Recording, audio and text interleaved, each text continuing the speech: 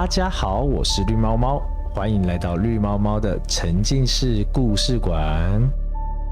有时候走进一间小理发店，只是因为它刚好没人，不用等，离家近。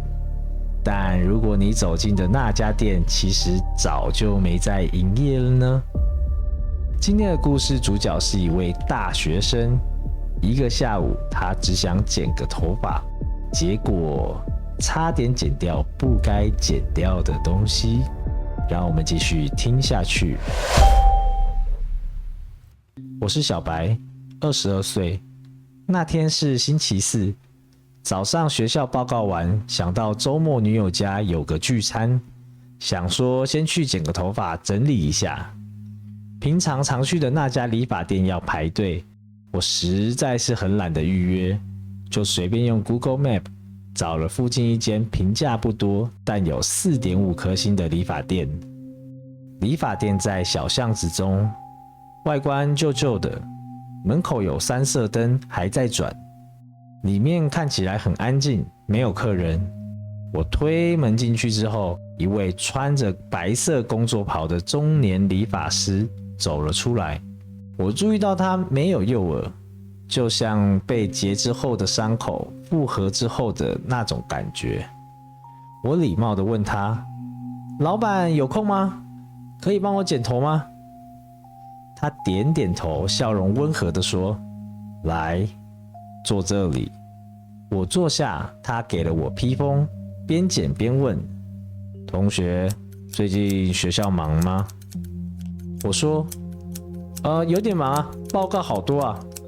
他点头说：大学生都这样啦，我这行剪过不少学生，熬夜熬得多，头皮都紧绷。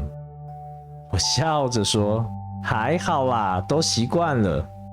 我心里在想，老板这个双压梗是不是用了很多次啊？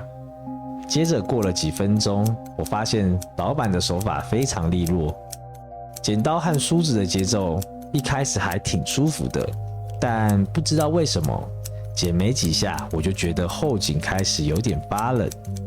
我忍不住问：这边冷气有点强吼。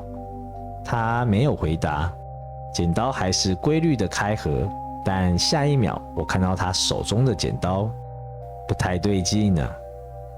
那不是一般的理发剪刀，而是有点像工业用的不锈钢剪刀，刀刃口不是光滑的弧形，而是锯齿状的。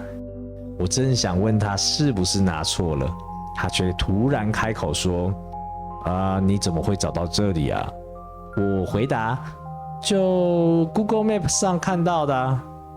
他笑了笑说：原来你们现在都靠这个在找店啊？你刚刚进来有没有看到门上有贴什么吗？我摇摇头说：没有啊，贴什么啊？没看到就好。他剪头发的手没有停下来，气氛却越来越诡异。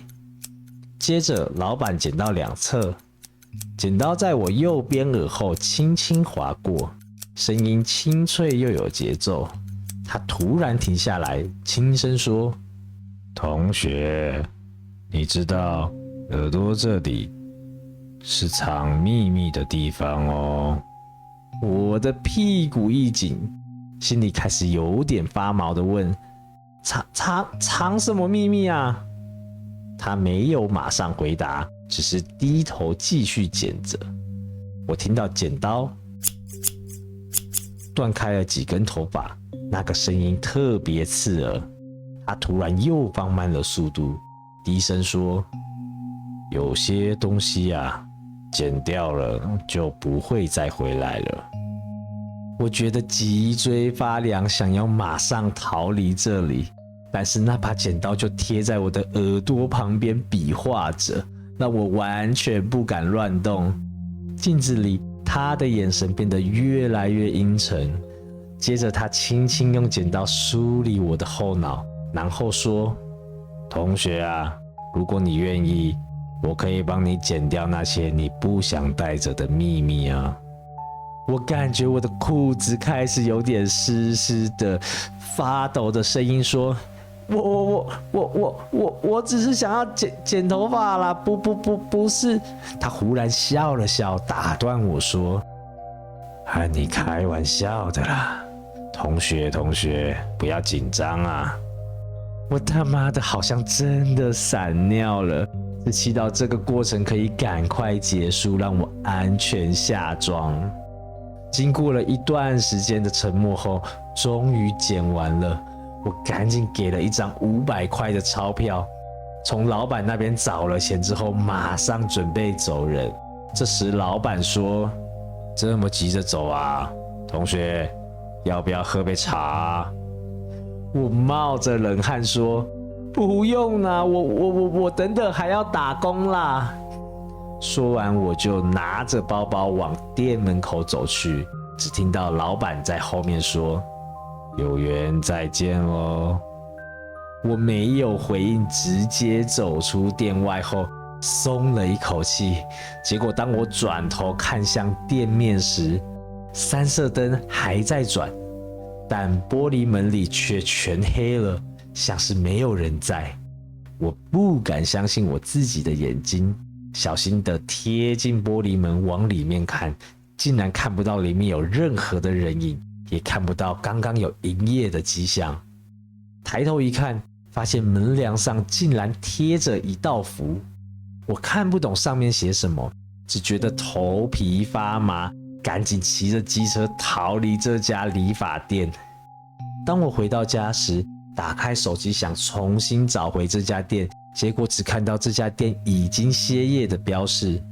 于是继续往下翻找为数不多的留言，其中一则留言还说节哀顺变。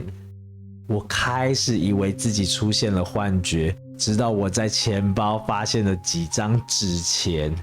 天哪！当下我彻底崩溃，把纸钱处理掉后，躺回床上，试着什么都不要想。过了一段时间后，我就这样睡着了。我梦见了自己又坐回了那张理发椅上，理发师没有露脸，只有一双手拿着那把工业剪刀剪着我的头发。那把剪刀划过我右边的耳朵，做事要往我耳朵剪下去。我瞬间吓醒，从床上跳起来后，发现已经是早上了。我摸摸右耳，发现有块红肿的小凹痕，像是被指甲轻轻地划过。我心想，应该是我 PTSD 吧，在睡觉的时候不小心抓伤自己的，一定是这样的，一定是这样。再来，过了1周后，耳后那块红肿的地方已经不见了，但是我不时还是会下意识地摸摸我自己的右耳，确保我的耳朵一切安好。现在经过那条小巷子，虽然很害怕，但还是会忍不住多看几眼那家理发店。从那之后就再也没有看到店内有亮灯了。不过我感觉老板还在那边，他一定还在那边。故事结束，希望这则故事不要让大家对剪头发产生阴影。如果是你，你会乖乖的等待剪完头发吗？还是感觉到危险时就立马走人呢？在故事中，理发店的老板发生了什么事情？而他所说的耳朵藏的秘密又会是什么呢？分享给我你的推理和看法吧。我是绿猫猫，我们下次见，拜拜。